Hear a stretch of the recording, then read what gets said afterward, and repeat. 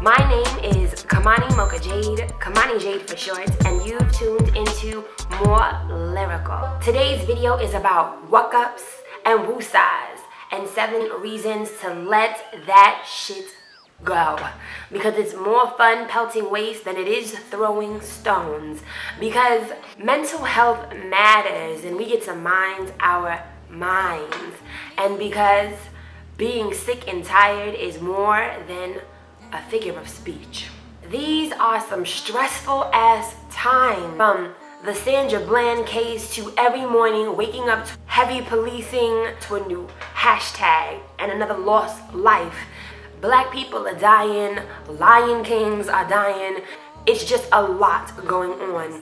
Never mind, we haven't even begun to look at what's going on in our own personal lives. Everyone's in their feelings. Everybody want to feel good. Didn't Nina Simone tell us? So today I want to talk about mental health. A lot of times when we talk about mental health, we talk about it from the perspective of sickness instead of the perspective of wellness. And to this day, even the most progressive among us categorize mental illness and mental disease and mental health issues as an outside issue. Whether or not we want to look at it and confront it, today we are dealing with heavy spiritual warfare, and it's important that we protect our magic, protect our hearts, protect our necks, and protect ourselves. Self-care is a revolutionary act. Audre Lorde said, self-care is not about self-indulgence, it's about self-preservation, and that's a political act of warfare. So here are a few coping skills in mental health and wellness. Key ways to cope with life and to save your relationships. I myself have deleted about 300 people off of Facebook already, and that is for my own woosah and peace, and it's nothing personal. Look at your environment. The space that you occupy at home, whether that be your office space or your desktop.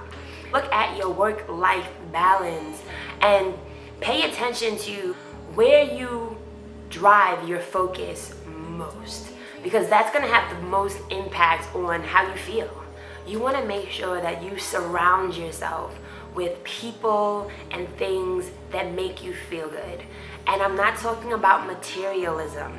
Things can amount to flowers, incense, books, quotes, and again, keep around you authentic energy, friends that get you, who inspire you, encourage you, and have no problem walking with you, not in front of you, not behind you, not looking down at you, or even looking up at you, walking with you in the direction of excellence.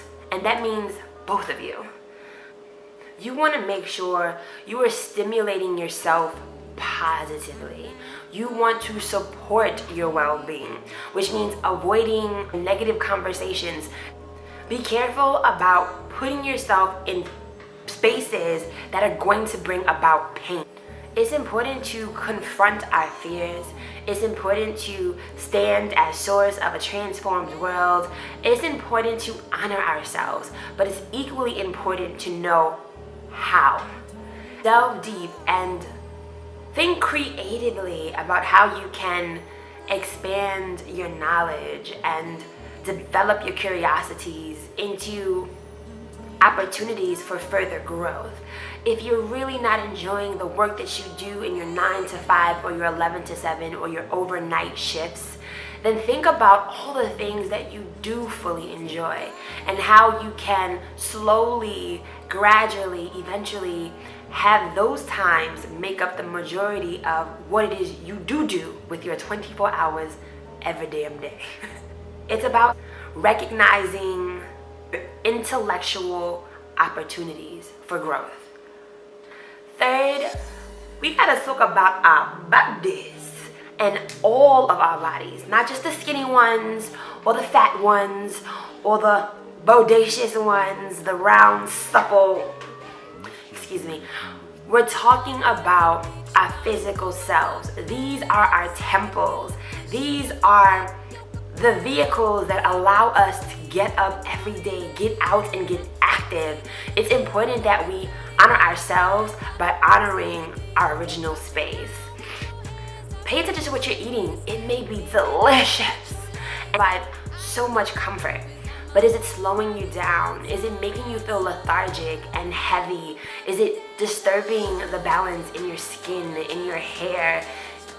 Do you feel truly like this is good food because it tastes good, or is it soul food because it nourishes your full self? The same way you feed your mind, you want to make sure that you're nurturing your physical self, which means jump up a little bit, get up, step away from the computer, don't walk away, dance, live a little. That's the walk up part. Move and, you know, just enjoy yourselves, and don't be afraid to have fun with yourself. Enjoy your own company. When you're home, in the shower, in your living room, in your bedroom, while cooking your dinner, dance. Move your hips and your waistline and enjoy your body as it is right now. Present the fullness of your beauty. Don't wait for the after pictures. Enjoy yourself now. I came across a quote online, and tell me all, and it said that in most shamanic societies, if you go to a medicine person complaining about being disheartened, dispirited, or depressed, they're gonna ask you 3 questions. And guess what the first one is? When did you stop dancing? Don't let the music stop. When did you stop singing? Listen, don't sing because you know how, sing because you can. Use your song, share your story, enjoy your voice out loud. I sing because I'm happy. I sing because I'm free. And then the third question is, when did you stop being enchanted by stories? We grow up and we learn that fantasy is for children. You know, it's time to adult now. That's the lie. That's the setup. There's so many ways to enjoy the enchantment of now. This is one of my best meditational practices. We can go to entirely new worlds by just reading a book. I can be anything. Just take a look. It's in a book, The Reading Rainbow. The Reading Rainbow. So this book is actually really great for this video. Sisters of the Yam, Black Women in Self-Discovery by Bell Hooks. I love this book for a number of reasons. 1, because it's my favorite color, purple. 2, because it's about healing, truth, and forgiveness. I actually acquired this book a few years ago.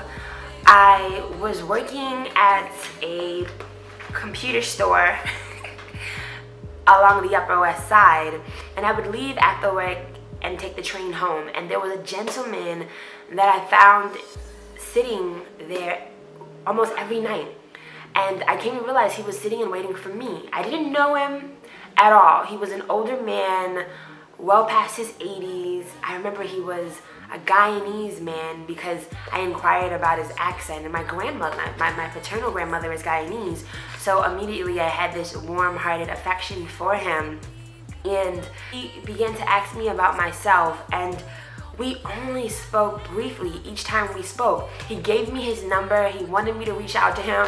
I was like, growing up in New York, you know, you're like, stranger danger, stranger danger.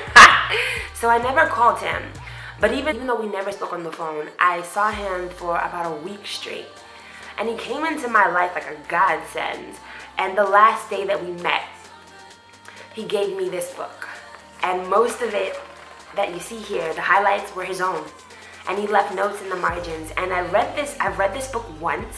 I'm actually gonna read it again. It's a pretty intense read. And I definitely encourage you, if you haven't already, to check this book out. Here's another one, The Art of Peace, which is another one of my favorite books by Morihei Ueshiba, and I apologize if I'm not pronouncing that right. I'll read something really quickly. I just opened up to page 123. 123, synchronicity for your ass. Free of weakness, No-mindedly ignore the sharp attacks of your enemies. Step in and act. So we've heard of the art of war. This is the art of peace. And The Art of Peace is a great book. I've read it a few times. It also reminds me of the Zhao They Cheng, another great book I utilize. 365 Tao, right? Tao, T-A-O, and these are daily meditations. Another really great way to read and receive the message of Tao, Taoism that is to check out the book, The Tao of Pooh. It's a very easy read, a page turner, and it's written with the simplicity and the humor of Winnie the Pooh. So it's also one of my great reads, and I encourage you to check that out. I think a big challenge for a lot of us, especially those of you who have either lived up to or see yourselves as a strong black woman, is asking for help. You might want to ask under your breath. You know, you might want to write a note. Whatever it is that works for you, make sure you're expressing your desire for support. When you let people know how they can help you, they will.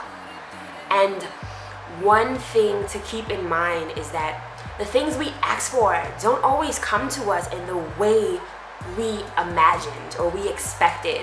We may be doing so much in this direction and expecting to come back in that direction, but instead it's pouring in from behind you and right in front of your face, and you're so busy focusing over here that you don't realize that it's just pouring in abundance all over your peripheral. So be very, very open to receiving what you've asked for in ways that you never expected. And know that wherever you go, there's love. Alright? So don't quit your daydream, my beautiful black, brown, beige people. Know that tomorrow is worth it. There are people who see you, who hear you, who feel you, who love you, who recognize you, who want to lift you up for no other reason but that there is love. It exists in this universe, and you too get to experience that for yourself. But it's really important that you love yourself first. So don't let go of your hold on love. Start here and let it all spill forth. Alright? Thank you for watching. Peace, peace.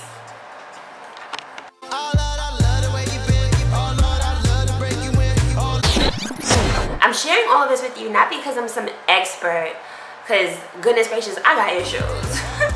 But I'm sharing this with you, and I hope that you will share it with someone else.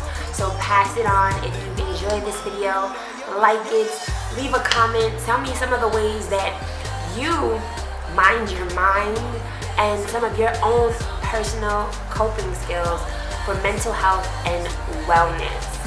Alright? If you really have enjoyed this video, or if you just want to support, feel free to share it with your friends on Facebook, Instagram, Twitter, whatever you do it with love. And I'll see you in the next video. Let's go.